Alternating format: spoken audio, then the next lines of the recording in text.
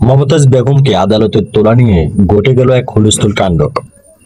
মঙ্গলবার 13 মে দুপুরে মমতাজ বেগমকে ঢাকা চিফ মেট্রোপলিটন ম্যাজিস্ট্রেট আদালতে হাজির করা হয়। মিরপুরের মডেল থানার উপপরিদর্শক এসআই মনিরুল ইসলাম তাকে 7 দিনের রিমান্ড আবেদন করেন। তবে আদালত তার কথা শুনে 4 দিনের রিমান্ড মঞ্জুর করে।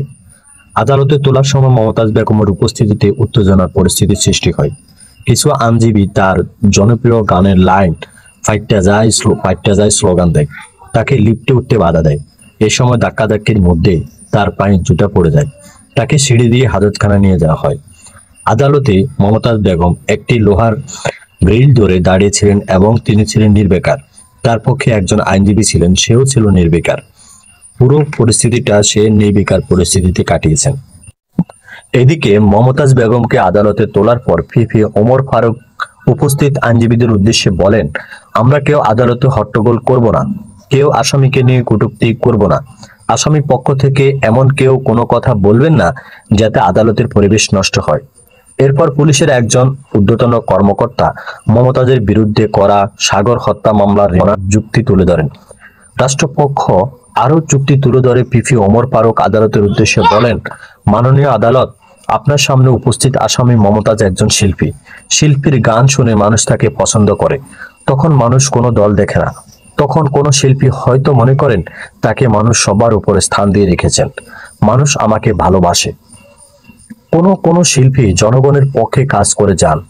আজীবন সেই শিল্পীকে মানুষ মনে রাখেন, শ্রদ্ধার সঙ্গে স্মরণ করেন। ফিফি ওমর ফারুক আদালতের উদ্দেশ্যে আরো বলেন, মাননীয় আদালত, শিল্পী মমতাজ সব থেকে বড় পেসিস্ট হাসিনার হয়ে কাজ করেছেন, ভোট চোরের সঙ্গী হয়েছেন, হাসিনার পেসিজম টিকিয়ে রাখতে সহযোগিতা করে গেছেন, ভোট চুরি করে এমপি হয়েছেন। তিনি আরো বলেন, মমতাজ সংসদে হাসিনার প্রশংসা করে গান গাইতেন। তিনি খালেদা জিয়া ও শহীদ প্রেসিডেন্ট জিয়া রহমানকে নিয়ে কটূক্তি ও আপত্তিকর কথাবার্তা বলতেন।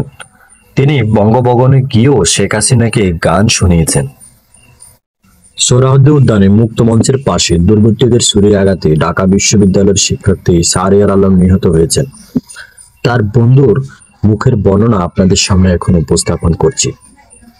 শাহরিয়ারের বন্ধু আশরাফুল আলম বলেন, আমরা 3 জন শাম্য, রাফি, মোহাম্মদ আব্দুল্লাহ, বাইজিদ মোটরসাইকেলে করে সোহরাওয়ার্দী উদ্যান থেকে ক্যাম্পাসে ফিরছিলাম।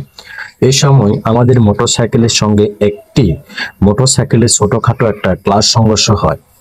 মোটরসাইকেলের চালক যাত্রীর সঙ্গে আরো 3-4টার মতো মোটরসাইকেলের মোট 10 থেকে 12 জন তারা ছিলেন। মোটরসাইকেলে ধাক্কা লাগার পর তাদের সঙ্গে আমাদের কথা কাটাকাটি হয়। কথা কাটাকাটির এক পর্যায়ে তাদের 3 জনের উপর সংঘবদ্ধভাবে 10 থেকে 12 জন আক্রমণ করে। ঘটনা বর্ণনা দিয়ে তিনি আরো বলেন, আমরা আত্মরক্ষার যথেষ্ট চেষ্টা করলেও শাহরিয়ারকে ছুরির আঘাত করা হয় এবং তার থেকে প্রচুর রক্তক্ষরণ হয়। অবশেষে তাকে হসপিটালে নিয়ে যাওয়া হয়। সেখানে কর্তব্যরত চিকিৎসক তাকে মৃত ঘোষণা করেন। এদিকে বিশাল রেকর্ডে আইপিএলে খেলতে যাচ্ছেন মুস্তাফিজুর রহমান। মিলাদ থেকে কেউ দলে নেয়নি, তবে ভারত পাকিস্তানের সংঘাতের পর আইপিএলে নতুন ঠিকানা খুঁজে পেয়েছেন মুস্তাফিজুর রহমান। আজ সামাজিক যোগাযোগ মাধ্যমে দিল্লি ক্যাপিটালস জানিয়েছেন, বাংলাদেশি এ পেসারকে তারা দলে নিয়েছেন। আইপিএল এর ওয়েবসাইটে দেওয়া এক বিবৃতিতে জানানো হয়েছে, 6 কোটি রুপিতে মুস্তাফিজকে দলে নিয়েছেন দিল্লি। নিলামে তার মূল্যবৃদ্ধি ছিল 2 কোটি রুপি। ভারত পাকিস্তানের পাল্টাপাল্টি হামলার মধ্যে আইপিএল এর 1 সপ্তাহের জন্য বন্ধ হওয়ার পর বেশিরভাগ বিদেশি ক্রিকেটার তার দেশে ফিরে গেছেন।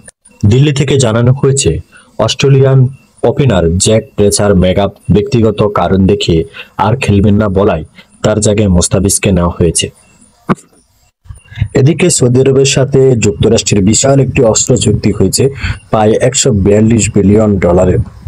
এই অস্ত্র চুক্তিটি মূলত সৌদি আরব যুক্তরাষ্ট্রের সাথে করে। যুক্তরাষ্ট্রের কাছ থেকে সৌদি আরব বিভিন্ন অস্ত্র, এআই এবং উন্নত প্রযুক্তি সরবরাহের কাজে এই বিনিয়োগ করবেন। ইতিমধ্যে ডোনাল্ড ট্রাম্পের পক্ষ থেকে একটা স্ট্যাটাস দিয়ে এই চুক্তির খবর জানানো হয়েছে। এই চুক্তি মূলত যুক্তরাষ্ট্র সৌদি আরবের মধ্যে কৌশলগত অংশীদারিত্ব আরো দৃঢ় হবে বলে আশা করা হয়েছে, যা মধ্যপ্রাচ্যেও ইরানের প্রভাব মোকাবেলায় যথেষ্ট ভূমিকা রাখবেন বলে বিশেষজ্ঞরা আশঙ্কা করছেন।